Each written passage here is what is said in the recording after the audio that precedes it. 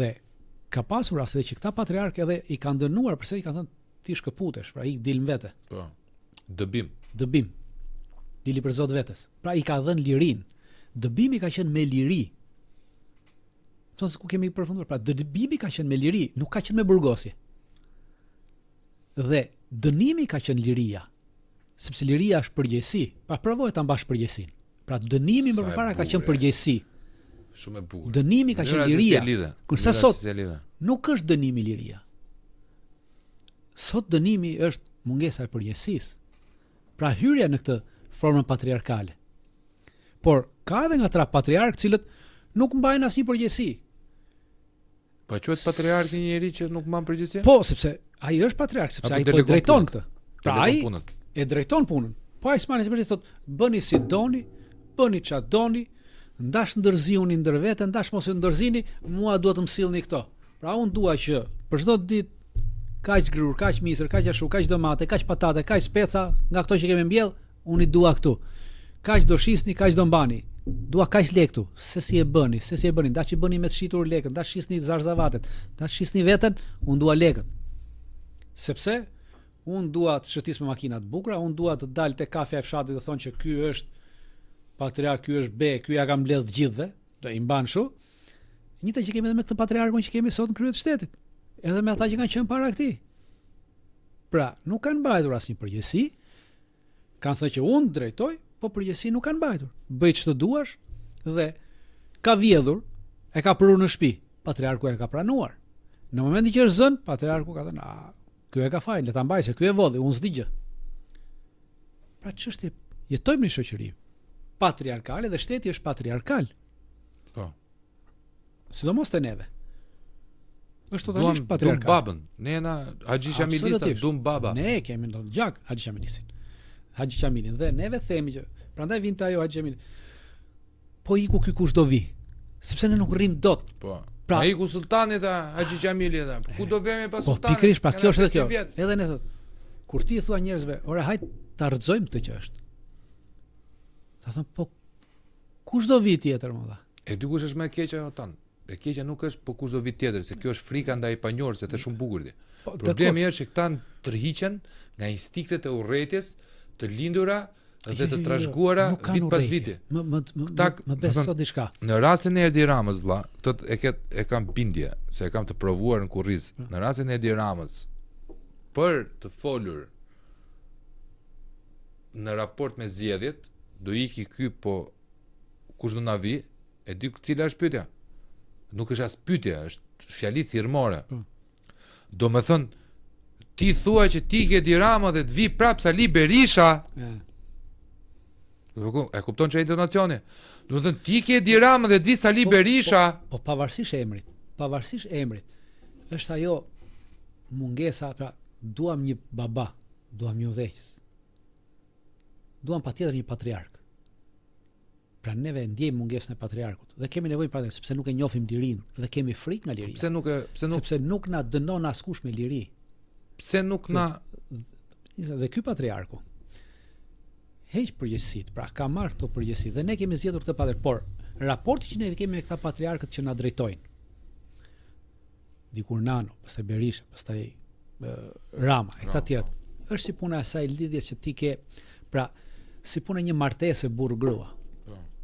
Pra ai na ka propozuar dhe kështu ka ndodhur.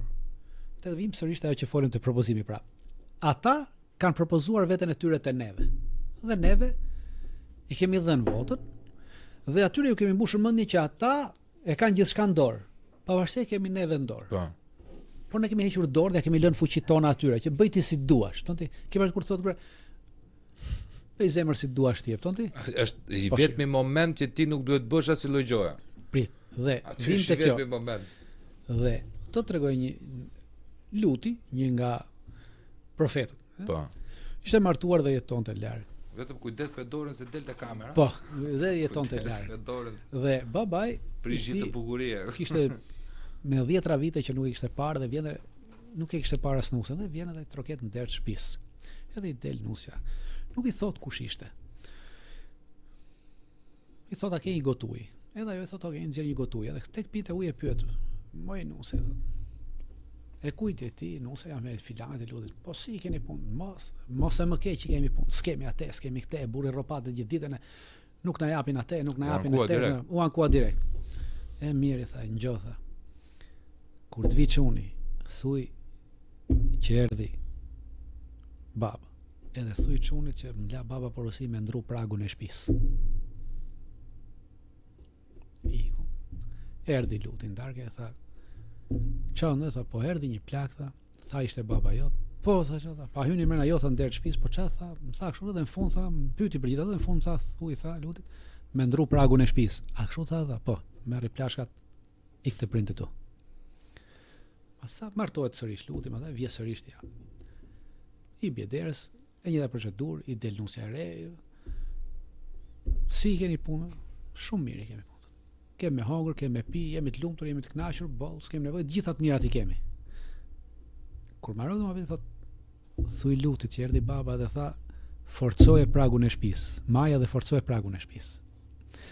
Dhe ne, në raportin që kemi me këta thonë, s'kemi asgjë, pra se s'kemi këtë, s'ka shoqëria këtë, s'kemi se, pra gjithçka e heqin nga përgjegjësia. Pra nuk kemi asgjë, nuk kemi atë, nuk kemi këtë. Ka ardhur moment që dikush na thot, ore ndroje pragun e shtëpisë. Merr një prag që thot që po, ne i kemi gjërat, kemi më mirë, do forcohemi, do bëjmë. Këta e që përgjithësi. Sigur ne duhet me ndërtu shtëpi tjetër. Jo, ne duhet të ndrojmë pragun e shtëpisë tjetër, nuk kemi kundërtojmë se ky është atë jo. Të ndërtojmë shtëpi, bie të marrim plashat në krahët e tij, e kanë tentuar shqiptarët marrin plashat në krahët e tij. Kanë marrë rrugët e botës. Do përfundojmë si izraelitët, rrugët të Europës. Jo, ne nuk do përfundojmë si izraelitët sepse e ka ju përmendët Gjergj Fishtën. Se do të pyes për Gjergj Fishtën, e kanë pjesën e fundit. Dhe Gjergj Fishta ka pra, Shqipëria do të rrojë, Gjergj Fishtën. Sepse e ka bërë Zoti dhe do të rrojë. Nuk e bëm neve. E ka vendosur Zoti dhe do të rrojë Shqipëria. Ore tokat, mali, dielli, deti, ai deti që na e kanë kapur, na e kanë zënë investitorët strategjik i Shqipërisë do ngelet. Edhe sikur ky vend quhet gjithë çfarë tjetër përposë Shqipëri. Problemi është që Shqipërisë po i vdes shpirti. Ose më saktë i ka vdekur shpirti. Jo, është duke i vdekur për arsye se neve që parë ju folët që bëhen dy shqiptarë dhe bëjnë zgjidhje bëjnë probleme. Unë do thoshe që ne nuk bëjmë zgjidhje të asgjëje. Ne bëjmë zgjedhje. Ne zgjedhim rrugën më të lehtë. Rruga më e lehtë është të bëj zgjedhje. Dhe i ke parë shqiptarë thonë, duhet ikur nga ky vend se ky vend zbëhet. Po kjo është ikja është zgjedhje, nuk është zgjidhje. Dhe për çdo gjë ne mundohemi të gjejmë rrugën më të lehtë. Rruga më e lehtë është gjithnjë zgjedhje, nuk është zgjidhje. Zgjidhja është rruga e vështirë. Te rruga e vështirë, policia shkoi të arrestonte dikë një herë, gjeti në shtëpi nënën dhe gruan. Edhe tha ku është çuni? Ja, ta lajmërojmë edhe të vi çuni, çuni po vonoi. Ku po vjen? Apo vjen çuni? Ja, i tha nëna, çuni tha, është u ardha, po inshallah tha nuk vritet, nuk thynoi kohë, mos të vi me shpejt, i kam thënë të vi ka dalë që mos ka përcej gardhet, mos kaloj rrugë pa rrugë. Pra, ti bi rrugës gjatë. Se rruga e gjatë tha, është e vështirë, po vjeshnosh. Edhe e pyetën gruan, pse po vonohet? Gruaja, si gruaja, bëri zgjedhje dhe jo zgjidhje, tha, mos ka taku në njonën. Pra i ra rrugës shkurtër. Dhe bëri zgjedhje, kurse edhe ma bëri zgjidhje. Sa më shumë ta vononte, aq më shumë do kalonte koha. Tash nëse neve jemi para një pyetësore nga publiku. Edhe na thon, o dritan, o shpend, midis zgjedhjes e zgjidhjes, kë do zgjidhet për Shqipërinë dhe cila do ishte rasti konkret? Ne do të bëjmë zgjidhje dhe jo zgjedhje. Cila është zgjidhja që do bëni, më thënë, çfarë zgjedhje kanë për shqiptarët e dim? Kanë zgjedhur këta që janë. Për mua nuk është as zgjedhje, është e para përcaktuar. Është detyrim përcaktim. Kemi losur dam me detyrim përcaktim. Po, do të thënë, është votim me emër zgjedhje. Po. Se është votim. Hedh voto kuti, po se kush e numëron atë votën, a numërohet, as numërohet, a kemi mbushur kutit e gjithë tjetër. Tu s'para kanë ndodhur në Shqipëri, po neve çosh kanë dalë ca fjalë. Cila është zgjidhja që mund t'i bëjmë ne? Zgjidhje praktike, jo teorike. Teorike zgjidhjet janë dy rrugë. Ti ose e ndryshon pushtetin me forcën e shpatës, pra me forcën e dhunës, me revolucion të armatosur. Gjë që nuk është e këshillueshme në kontinentin e Ballkanit sot. Nuk është e pamundshme sot, në kushtet janë shqiptarët. Ose do ta shfrytëzosh ligjin që është dhe ta ndryshosh me forcën, me fuqinë e votës. Po si e ndryshon me fuqinë e votës? Kushtetuta e Republikës së Shqipërisë përcakton qartësisht thotë që ati që fiton shumicën, pra ata që shumica e votuesve, pra ai që ka shumicën e votuesve, asaj i përket qeverisja. Po. Atëherë, në rastin e para për të përbërë këtë shumicën, e para duhet të gjithë të zbatojmë atë përgjegjësi që na jep liria, votimin. Të mos bëjmë zgjedhje, pra unë nuk kam opsione, dritani, shpendi nuk më pëlqejnë, nuk i votoj ta dhe shkoj fare. Kjo është zgjedhje. Është detyrim kushtetues votimi. Po. Sepse është çështje lirie, është përgjegjësi që ti merr për veten tënde. Është çështje digniteti. Turqia si Greqia. E para neve duhet të shkojmë të gjithë të votojmë. Po, ti të detyruar edhe unë për këtë jam, po. Kur të shkojmë të votojmë, nuk kemi asnjë që na pëlqen. Por votën ta bëjmë të pavlefshme. Po. Dhe nesër do numërohen votat. Dakor? Në 3.800.000 votues që ka Republika e Shqipërisë, 800.000 do jenë 1.600.000 janë vota partijake, që do t'i marrin siç i kanë marrë gjithnjë, që i kanë ndarë mes vetet. Deri më sot. 2.200.000 le dalin votat pavlefshme. Sipas kushtetutës, kujt i takon ta bëjë qeverisjen? Ai që ka me kushtetutën, ai që ka një votë. Ai që ka shumicën. Ai që ka një vot nga të vlefshmet. Po. Domethënë, qoftë se janë 2.200.000 bojkot.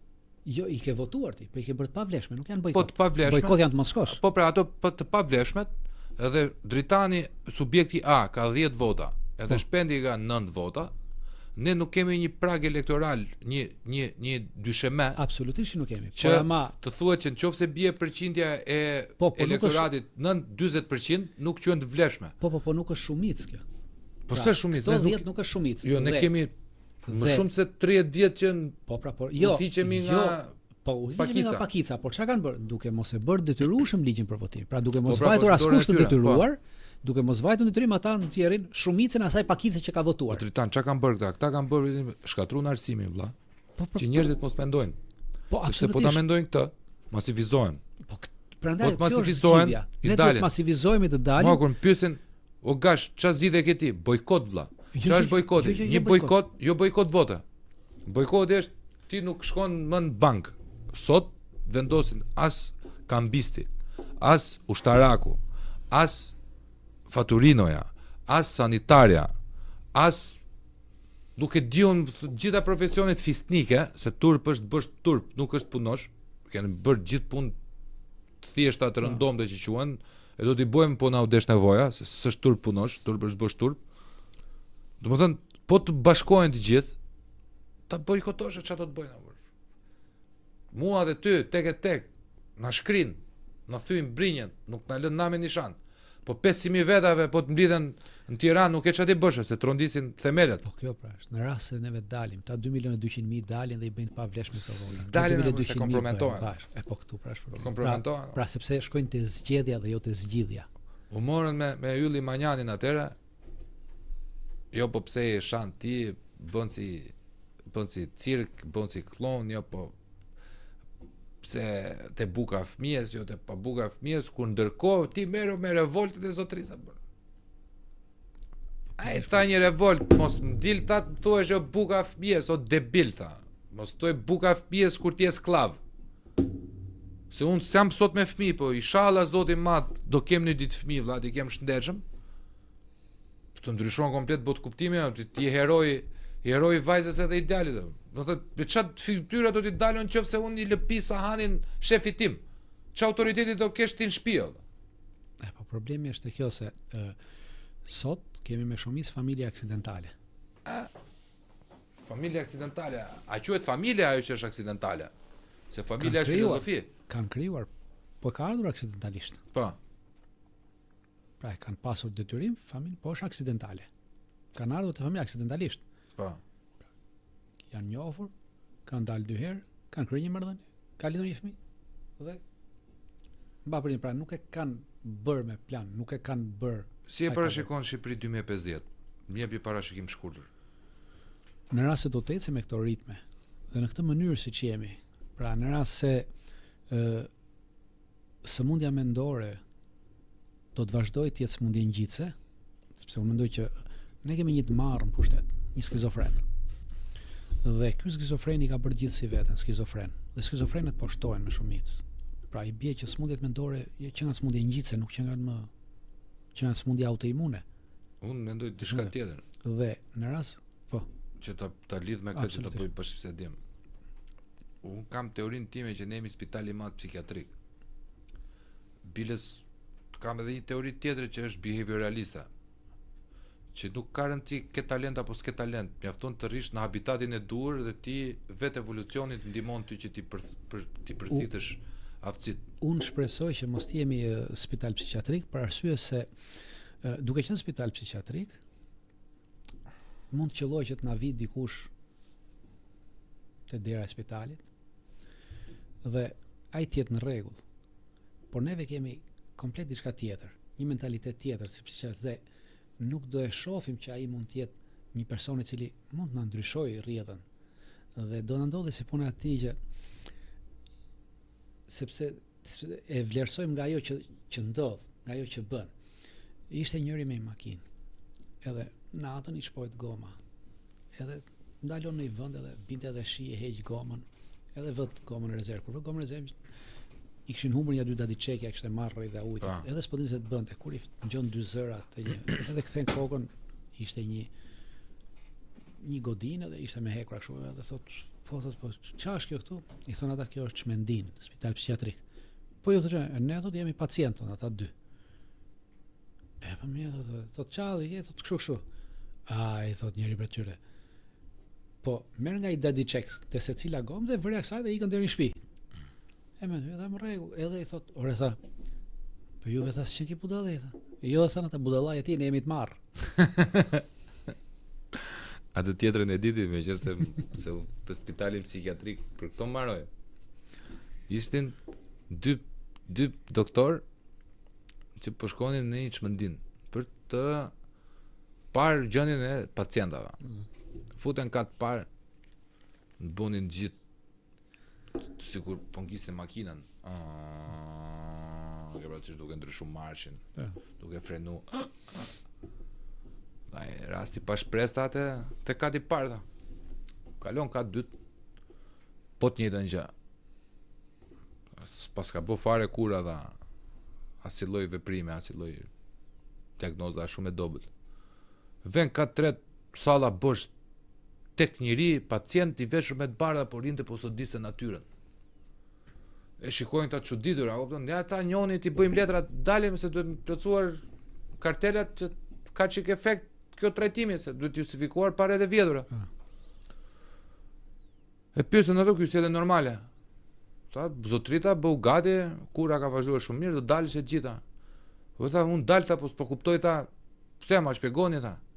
Por zotrita ti je sakta i rregull gjitha. Këta ka ditë poshta ishin duke bodha sikur ngisin makina. Qa thuti më dha? Pas ka fillu gara. Ai ishte pas vlla. Ne jemi te ky.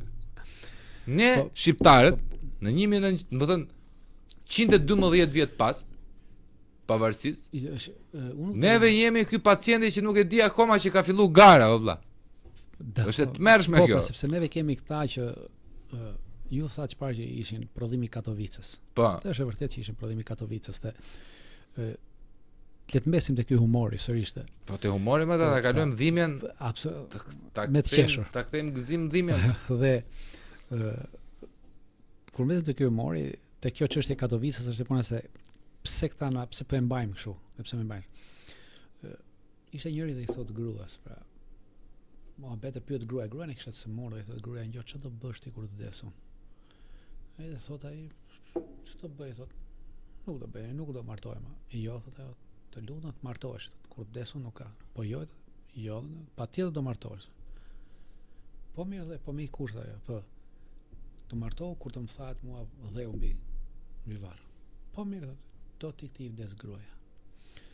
Edhe shkon këtu, jep e merr, shkonte për ditë, një herë 2-3 ditë, shkonte, shifte varri i lagur. U bë 1 vit, 2 vjet, 3 vjet varri i lagur. Kur tha do t'i shes gjitha që kam dhe tike nga ky vend, s'kam çfarë bëj. Dhe shkon ditë fundit. Kur shkon ditë fundit gjen vllain e gruas, maybe don ujë lakt e dheun.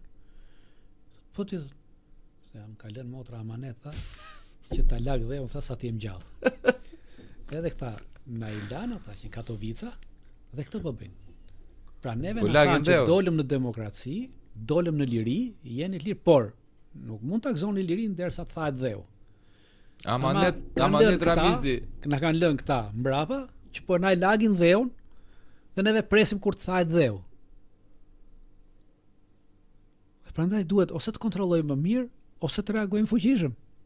Po nga buron ky, nga buron ky vdekje nerve të ore, do kemi nerv fare. Pa kupton për çka kemi nerv ne? Ne kemi nerv me usha nga Europë me njëri tjetrin. Për me urrafa, për huliganizëm. Do të thënë ne duam të ngjashmet. Më thënë është fiks drejtëroi autori im i preferuar të gjitha kohërave në Shqipëri, drejtëroi Golli, është më i madh i të mëdhenjve për mua, leton ç'a duan, jo Ismail Kadarea, këta letrarët e vegjël të mëdhenj. Jo, në poezi Ismaili nuk e arrin fare ata. Nuk e di unë edhe në proz në proz edhe në proz që e kam lexuar shkëlqimi dhe rënë e shokut Zylo është manual, është madhështore për ta tregon gjithë sistemin e kalbëzuar me humor. Po. Se ne atë po bëjmë tash. Tregojmë kalbëzimin e Shqipërisë duke treguar humor, duke bë. Unë do të thosha që ne duhet të gjejmë një kopje të librit Shkëlqimi dhe rënia e shokut Zylo, ta fotokopjojmë dhe t'ia çojmë këtyre ministrave të Ramës që janë brenda në burg me beqa me shokë. Ta lexojnë se nuk e dinë se ç'është. Meqenëse se ma kujtove do ta marr, do ta blej se nuk e kam në bibliotekë, më ka humbur. Nga që në lëvizje të fjerë Tiranë, më kanë humbur ca libra edhe pse jam fanatik i librarisë shumë. Do ta marr dhe do ta trajtoj këtu. Do ta bëj temën atë. Do ta kthej edhe në audiobook, sepse studio që ti po shikon këtu, kjo studio modeste e vogël, e bërë me dorë, do jetë multifunksionale. Domethënë edhe për çështjen kombëtare, edhe për çështjen e diasporës, edhe për çështje sensitive, sepse ky podcast është hapur me këtë lloj qëllimi. Pra ti vendosim ca vlera, ti tregojmë fëmijëve, të rinjve, se na shikojnë njerëz, edhe pleq, edhe gjyshe, edhe të rritur, edhe të matur, na shikojnë, ti tregojmë në fund ditës, pa çka se ne themi në një fjalë, jo siç tham që parë që lëshohet në zhargonin se prandaj është podcast, po nuk janë ofendime, denigrime kundrejt njëri tjetrit apo të marrim me të përgojojmë njerëz të cilët nuk janë publik, neve godasim fenomene, inshallah po japim ca vlera që kur ta shikojnë ata të vegjël, shikojnë këta xhaxhat, na mësuan dy gjona. Mësuan nga një film, mësuan nga një titull libri. Kjo është ideja sepse nuk do ndryshojmë botën. Jo, as pak. Neve po përpiqemi të bëjmë tonën. Ndryshe me shumë mundësi ndryshe sot nga të gjithë podcastet apo të gjithë emisionet e tjera që do të ndërpres. Steve Jobs kishte një shprehje dhe thoshte ata që janë aq të çmendur, sa mendojnë se mund ta ndryshojnë botën, me të vërtetë mund ta ndryshojnë botën. Po. Shikoj, unë ecem me shprehjen Steve Jobs ka respektin tim sepse është i suksesshëm, po unë kam ecem me shprehjen e Napoleon Bonapartit. Unë synova tër botën tha Europën e kava. Po vajti pse ishte i suksesshëm Steve Jobs? Sepse Zoti ishte Steve Jobs. Jo. E ka thënë pak para vdekjes që suksesi im qëndron sepse zgjodha rreth vetes njerëzit e mençur dhe i dëgjoj ata. Nuk ju thosha ç'a të bënin. Ndërsa qeverit zgjedhin rreth vetes, është vërtet që zgjedhin rreth vetes edhe njerëz të mençur, po ju thonë çfarë të bëjnë. Do thon, unë e kam te kjo pjesa, inshallah na vi njerëz si Steve Jobs në Shqipëri. Nuk besoj se ka njerëz me mendje aq të hapur sa Steve Jobs. Ose janë, por që nuk e shohin fare veten, nuk e projektojnë veten në Shqipëri dhe ky është fatkeqësi tjetër. Do thon, ka shumë njerëz suksesshëm shqiptar që ikin, janë biznesmen, multibiznesmen, miliardera, të tërë, do thon self-made, pa asi milimikron drog në jetën e vet trafikuar, vetëm me true kanë arritur, por Shqipëria është shumë i vogël për ata, janë për tregje botërore. Për mendimin tim Shqipëria mund të ishte si Monaco, që të kishte të gjithë të pasurit e botës, ne vetë ishim popull i pasur sepse i kemi tërë elementet e jetës, po kush e di se kur do vi kjo dita, por jo këtë kohë në epokën që po jetojmë ne. Po edhe drejtëroi Golli, ma le përgjysim që parë, unë ja kam dëgjuar poezit, ja dëgjoj, kur shkruaja vjersha, e ke në YouTube, edhe gjithë njerëzit shikojnë në YouTube të kur shkruaja vjersha drejtëroa gollit, unë kam fjetur me ato lloj këngësh. Sot e kësaj dite fle, i vendos në sfondet dhe fle. Sigur po jeton tani. Normal. Domethënë nuk ka ndryshuar fare. Po të lexosh Lahutën e Malcis. Po ta dëgjosh Lahutën e Malcis. Që të kalojmë pak te fishta, se është pjesa fundit, dhe fishta është dashuria e jetës time, domethënë është një nga pengjet e mia më të mëdha që nuk kam jetuar në kohën e fishtës. Ta kisha njohur, domethënë është peng idiot kur e mendon, se s'është dorën time fare, s'ka për çat ngelet peng, por është i nat me ciklin e jetës, që pse nuk mund të isha në kohën që ta takoja, ta përjetoja, por po bëj çdo gjë sa jam gjallë që ti përmendet e ti lartësohet emri. Pyetje ti bëni ju, se është podcasti juaj, po do të bëj një pyetje. Në rast se do jetoje në kohën e Gjergj Fishtës. Po. A je i sigurt siç je sot do ta vlerësoje në atë kohë njësoj siç po e vlerëson sot? Në qoftë se sot e vlerësoj, në atë kohë unë do të isha i thari ti kryesor, këtë ta me bindje. Se unë do të them, unë them jo. Nuk do arrit të vlerësoj, sepse sot ti bën dallimin midis asaj që kemi dhe asaj që shkruan dhe Fishta. Kurse në atë kohë ti nuk do bëje dot dallim midis asaj që jetoje dhe asaj që shkruan dhe Fishta. Jo, por unë besoj diçka. Unë e dua Fishtën sepse Fishta ka shkruar edhe për realitetin e 2024-s. Po sot e kupton atë që e lexon. Po dhe në atë kohë, ka qenë e njëjta gjë. Nuk do e perceptoje dot 2024. As ti ason. Jo, Fishta fliste për atë lloj realiteti dhe Fishta tregon një gjë që universalizmi i Fishtës nuk është universalizëm si universalizmi të tjerëve që i jetojnë korave filozofia vet. Po problemi i mendjeve të ndritura këtu është. Te filozofia e Fishtës në kohën e tyre. Otan, filozofia e Fishtës, miku im, ishte që Shqipëria nuk ka ndryshuar fare. Jo, nuk ka ndryshuar. Domethënë Fishta na hap në vesyt me Lahutën e Malcis, me problematika që ka pasur Shqipëria. S'është vetëm ajo, ka shumë. Do të thonë me ato lloj problematika që ka pas Shqipëria, neve po i vojmë sot. Shiko, Fishta, ju thoni Lahuta Malcis, unë do thosha, për shembull, Mrizi Zana. Sot për sot, unë kam parë deri më sot, në këtë epokë që ne po jetojmë, kam parë shumë studiues shkrimtar që merren me Mrizin e Zanave, ndërkohë që askush nuk merret me titullin. Titulli është një studim vete. Zanat e i mbajmë si gjëra të bukura, gjëra të shenjta, gjëra madhore, gjëra që jetojnë në gjëra prallore, pallate prallore. Mrizi është për kafshët. Ai thotë Mrizi i Zanave. Pra zanat kanë përfunduar poshtë. Pra vetëm titulli ti tregon është filozofi. Është një filozofi më vete që ti mund merresh ato dhe të humbasësh në atë. Pa hyrë në vargjet e kësaj. Unë e kam dëgjuar me audio Lahutën. Ndoshta nuk e gjej fjalën, po madhështia. Është madhështia. Domethënë është, le ta themi, Zoti ma pranoftë dhe mos ma marrësh vëllezërit musliman keq, është Kurani i Shqipërisë për mua. Nëse Shqipëria ka krijuar një libër të shenjtë, është Lahuta Malcis e Gjergj Fishtës. Ta tregon sot, dhe kësaj dita, me 100 ca vjet diferencë, që shqiptarët kanë ngel e njëjta prerje. Urrëtie për njëri tjetrin, ndasi të blerë nga agjenturat e huaja. Dhe po flasim për një person i cili ka qenë një urdhrit franceskanë dhe ka qenë një 5 katedrave shkencore të Europës, antar. Nuk po flasim për një debil nga Malcia që donte me bë emër. Jo, dakor. Po flasim për një njerëz madhështor. Jo, ishte kok. Pyetja ime dhe e fundit, në pastaj do kaloj në mbyllje, se zgjata më të thashë do na zgjasë shumë. S'ka. Është midis ti himni që neve kemi. Rreth flamurit të përbashkuar dhe këti që unë do ta vendos se për arsye të politikave të YouTube-it që nuk i kemi marrë mirë vesh akoma, a lejohet me hedh content që nuk është i joti apo jo, do ta vendosim në audio, s'kan çat na bojnë në audio. Himni kombëtar Gjergj Fishta. Apo këti. A gjode? Ja, nuk e di.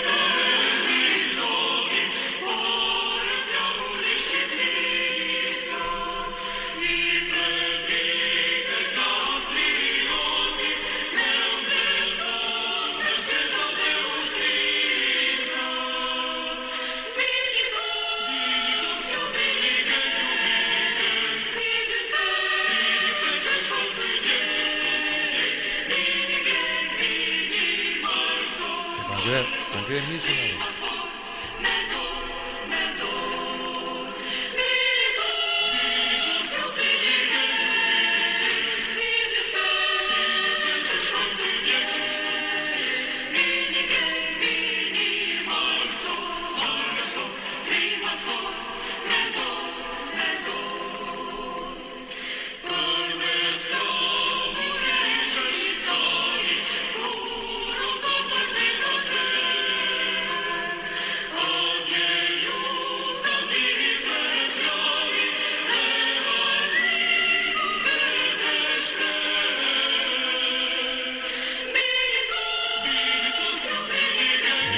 Qa madhështia. A kupton qa madhështia? Edhe neve kemi një himn që të sot takon me komentuese në fund ditës jena detyruar që të vegjël edhe duhet me respektuar që himni jonë është e kombit. Zdreni e ka kopjuar. Po, sepse unë kam gjetur kolonën zanore të asaj, kam gjetur te himni rumun. Po, te himni rumun. Shko ka ardhur, se kjo është kënd lufta valla. Shko jemi në një kohë ku duhet diskutuar, pra disa gjëra duhen diskutuar dhe unë nuk jam kundra që ashtu siç duhet diskutuar edhe çështja e himnit, ju thoni, po pavarësisht ta hedhim diskutim publik. Pra, të ndryshojmë himnin, na duhet një himn ashtu. Unë po them kush pëlqet ju shumë. E njëjta gjë, jo, unë jam dakord sepse e njëjta gjë është edhe për çështjet e herojëve kombëtar. Neve vajtëm 112 vjet shtet sot. Dhe vazhdojmë të kemi vetëm një hero kombëtar. Laj thaj neve kemi vetëm Skënderbeun. Më fal, që të ndërhyj këtu se këto e kam personale, se më kanë shëmbur në rrjetet sociale ti antikombëtari, ke Charles Skënderbeun, se unë i shkreti tash nuk është hero kombëtar i njeriu që ka ekzistuar në kohën kur nuk ekzistonin kombet, o njerëz tristi ka ploqën. Jo, problemi është i tillë. Unë do ta thosh ashtu që më fal që ta mbaroj dhe pastaj për të bërë komb, e bën atë hero kombëtar. Sepse u mundua të bënte komb, i bashkoi gjitha fiset shqiptare që ishin të mundshme për të bërë një komb. Bërin mbretërinë. Ai bërin mbretërinë, ishte princ. Ai donte me bërë mbretërinë, pra ishte princ feudal, ishte biri i Gjonit e burr. Po i bashkoi shqiptarët, ai vetëm princ e quante, pra nuk e quajti kur mbret. Po princi i Arbrit dhe i Epirit. Po, princi i Arbrit dhe i Epirit. Pra, por ama bashkimi që i bëri gjitha në Beslidhen e Lezhës. Beslidhja e Lezhës përshtatoi që shqiptarët u bashkuan në një. Dhe kjo e bën atë hero kombëtar, për herë të parë doli dikush që i bashkoi fiset shqiptare, principata shqiptare, printet në një beslidhje të Lezhës. Gabuan që e quajtën beslidhje Lezhës, duhet të kishin quajtur diçka më shumë, pra duhet të kishin dhënë formën e një. Po sepse ai që kishte ekspansionin e vet territoriale, Lezhë, Kruja. Jo, unë them në emërtimin e saj. Pra duhet të kishte pra, mos e quaj thjesht beslidhja e Lezhës, po të kishte dhënë një emërtim më të madh, pasi ishte quajtur shteta, kishte diçka tjetër. Por ishte tentativa e parë e bashkimit të kombit shqiptar. Dhe prandaj e merr hero kombëtar sepse ishte i pari që i bashkoi shqiptarët. Pra kombin ishte i pari që e bashkoi. Nëse gjithsesi një koncept. Gjithsesi tu ndaj mendimin kemi mbetur vetëm te ai. Dhe kemi shumë të tjerë. Edhe atë laj thaj e heqim kur na vjen Erdogani. Absolutisht, pra kemi mbetur vetëm te ai. Dhe ne kemi sot, pra historia shqiptare ka treguar gjatë historisë. Ne kemi njerëz cilët mund t'i vëmë. Pra, ashtu siç është, që jam i dakord të hapet edhe kjo për të rritur numrin e herojëve kombëtar. Sepse po vinë fëmijët tanë, do rritën nesër. Po pra vetëm Skënderbeu mbetet. Ti e kupton, neve kemi bërë atë Sali Protopapën, ai shkencëtar fizik bërthamore, ne kemi bërë siç e kanë bërë ta regjizorët e kohës komuniste, këta 80 lekëshat e kinostudios Shqipëria e Re, që hiqen si intelektual, po që janë njerëzit më nuk e di më bastardët, më të ndyrët, a kupton se nuk ka më të urryeshëm se sa ai që put dorën e xhelatit vet. Të mos harro kurr. Nuk ka më pervers se sa ai që put dorën e xhelatit. E kam bërë Sali Protopapën si njeri që vret dashin aty, jam Sali Protopapa. Sali Protopapa kokë shkence. Ndre Mjeda kokë shkence. Luiq Gura Kuqi kokë shkence. Mos flasi për një komunist shkret idealist që ka vajtur në Bashkim Sovjetik apo ka bën një super mega projekt operacioni fshesa. I tham, pra kur jetonim në një sistem ku ekzistonte lufta e klasave. Si ishte me këtë, prandaj tha që ndahen komunistat me punistat. Ideja është tu. Jo, unë nuk i lodhun njerëzit tano kam kuptuar një gjë nga media, nuk i lodhën njerëzit ndaj punizëm, domethënë ja shpjegon ti se të bëj pyetjen, që shpjegoja pak njerëzve. Po t'ja bësh termin, t'ja futesh termin bruto punist, kush e di ku na futet në njëri që është pak më i lexuar thot po flasi për Kartagjenën këta, luftrat punike. Mos harroj që jemi brenda spitalit. Edhe ajo mund të ndodhi. Edhe neve po pe njerëz me të bardha, largo vllazë të shiringën. Largo shmangu. Edhe ajo mund të ndodhi. Kemi ardhur në fund. Më ka super mega shijuar. Nuk e di, domethënë e kemi plotësuar, nuk besoj të betojmë në trojet shqiptare. Ndoshta ky nuk është më cilësori në përmbajtje për të qenë modest. Ose nuk e di në investime, s'di çfarë investime se s'kam lekë, por nuk kena lekë me bë investime që ta dalin këtu gjerfishta e holograma, kupton, për shpirt e kishim bë. Për të folur mjafton një mikrofon i karrike jemi është në rregull. Trajtim festës pavarësisë në një mënyrë të tillë që kemi bën neve, shumë rrallë kush mund ta bëjë. Ndoshta nuk e kemi bën me thellësinë që meriton shteti, atë dheu, se ndoshta jemi shumë dhe jo ndoshta jemi shumë të vegjël para atë dheut. Absolutisht. Por më të realtet dhe më pak hipokritët. E kemi dhënë ashtu siç është. Unë jam me shprehjen stoike, sum quod sum. Është ajo që është. It is what it is. Domethënë, nëse neve nuk e pranojmë që kemi një problem, se shpesh herë o dritan përballemi si ti, si unë, si shumë kolegë tjerë. Po ama bën mos e thoj kështu se marrin vesh njerëzit e bërë disfatist, je fatalist. Je vetëm për t'i hedhur balë Shqipërisë. Po unë e bëj këtë vetëm nga dashuria që kam për Shqipërinë. So po mos të doja Shqipërinë, ti e di shumë mirë, ti dhe unë, vëlla, do t'i kishim pak nga 3-4 apartamente në Tiranë, po të ishim përdorur si ushtar të politikës. Absolutisht. E vërteta duhet të thënë. Tani ç'është e vërteta me mbyll pak të gojën edhe me hap xhepin pas, do të kishim punët më ndryshe, a kupton? Edhe do të thosh edhe unë, shikoj se investitori strategjik është shumë i mirë. Mreti është shumë i mirë. Absolutisht. Se ka vjedhje këtu? Absolutisht. Ku ka vjedhje në Shqipëri? Jo. Tu është parajs. Ama unë jam dakord me të që thoni ju. Në Shqipëri nuk ka vjedhje. Ka grabitje. Po. Në Shqipëri ka grabitje dhe jo vjedhje. Është grabitje. Është grabitje. Shteti është palë me banditët. Me këtë do ta mbyllim për pavarësinë. Shprehjentada. Unë dua të uroj që ne shqiptarët ta gjejmë pavarësinë që na e kanë marrë peng. Kurse unë të premtoj që nëpërmjet Trup Podcast do bëj çmos që ti drejtoj shqiptarët drejt një prej degëve ku mund ta kapin këtë të vërtetën që u është fshehur.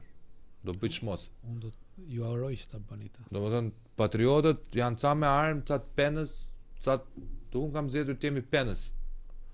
Se s'm ka përballur jeta për armën, se ndoshta do na duhet me marrë edhe armët, se do të flasim në një puntat tjetër për luftrat. Por unë kam zgjedhur të jemi penës edhe i trurit. Në malësinë që unë nga unë vi, ka një shprehje që quhet mendja e gashit. Por unë kot nuk e kam vendosur emrin Tru Podcast. Se gasht kam pasur një gjë që kanë qenë për herë në krye tavolinave të Malcit Gjakovës. Në bajraku gashit mblidheshin, mbylleshin gjaqrat. Edhe pajtoheshin njerëzit edhe rrihej një lloj balance. Ndoshta unë jam gashi më cop që mund të ekzistojë, a kupton? Ndoshta nuk jam fare në lartësinë e mbiemrit që mbaj. Po unë po përpiqem të bëj diçka, a kupton? Edhe unë po përpiqem të them vetëm të vërteta, të vogla, pa cënuar as të ftuarin tim, as veten time, sepse ne dimë që jetojmë në një pishinë të mbushur me gjak dhe në thellësitë pishinës janë peshkaqenët. Që presin na kafshojnë, a kupton? Nuk kemi aq budallën sa të lëm na kafshojnë, a kupton? Ne jemi edhe ne të kujdesshëm. Po e vërteta ka shumë rrugë. Dhe përpos faktit që unë të dalë të bëjmë viral për të një shprehje patriotike idioteske, për të më idhulizuar në 5 veta që shikoj se Gashi është patriot i madh. Patrioti i madh është ai që bën vendin e vet, patrioti i madh është ai që nuk e vjedh vendin e vet, patrioti i madh është ai që i heq perden tjetrit. kur fal për shprehjen, kur situata është mut, unë nuk mund t'i them dot është trëndafil. Sepse kthy 1 nga 5 parimet që kam, gënjimi vetes. Patrioti është ai që qëndron edhe atëre kur amerikanët when the shit hits the fan. Tani unë do doja nga ty të jepë një mesazh diasporës, të diaspora në Amerikë, në Gjermani, në shiheme. Shiko, unë nuk vetëm një mesazh, nëse ti e ndjen për atë mesazh.